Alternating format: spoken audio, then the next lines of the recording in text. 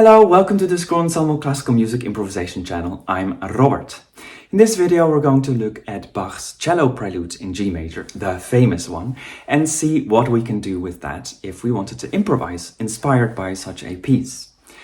Unlike my usual throw everything at you in one go, I want to make a little series out of this. And so this is video number 1.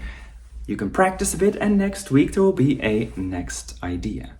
In this video, we're going to look at just improvising on one chord and how we can then incorporate phrasing and meter. So let's get started. We're going to use the chord G major, but you could use any chord you want, and it's probably a great practice to just try different chords every day as a warm-up. But yeah, G major is what Bach uses, so let's use that as well. First off, let's just find those notes, the G, the B and the D, the notes in the G major chords on our instrument, any that you can find.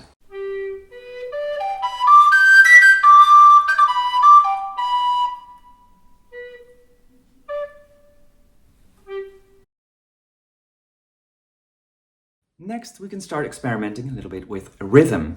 Just see if we can use faster, slower rhythms, if they have particular characters, for instance.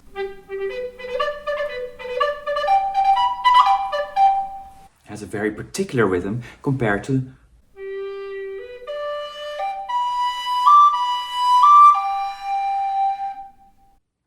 so have fun experimenting with that.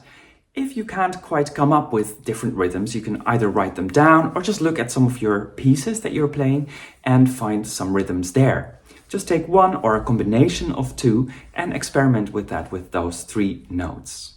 And finally, here's an example of some rhythms you could use as well. Remember not to forget about rests.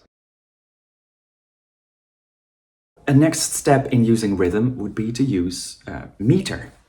Meter basically organizes those rhythms in nice little packages, for instance of 4 beats or 6 beats. So for instance we could do this in 6/8. Maybe it could be like a little jig.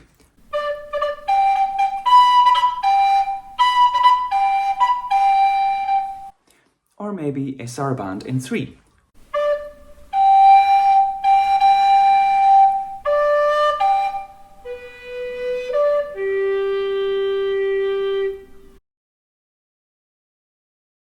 You might think, sure, I know about meter, but what should I do with that? How do I make meter?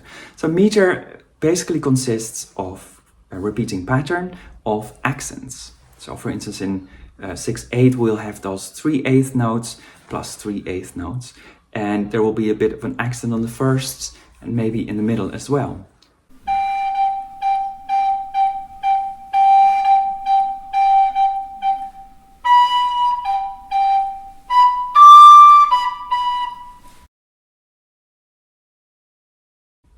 Now something we can look at is phrasing. So we have the meter, we have rhythms that we can use inside that meter. Then if we want to make bigger phrases in our music, we can use phrasing. For instance, we might think about 2 bars together.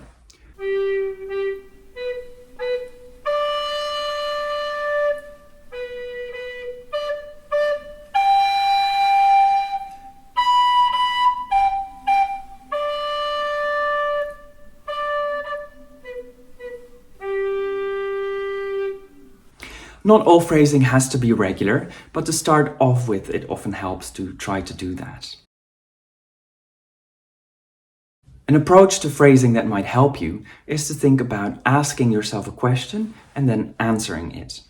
Also, when we speak, we are very good at that. So also in music, it actually helps to kind of organize little sections in the music. And it gives you a bit more of a reason to organize them rather than just thinking like, okay, I guess I was given these blocks, so I'll just put them there. So for instance, like this.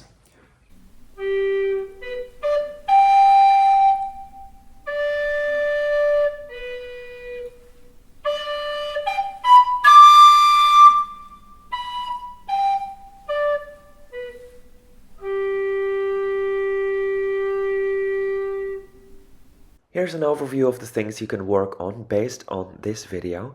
Take it easy, don't be too strict on yourself. On the other hand, if this is easy for you, Don't just skip a step, but try to make it more difficult for you.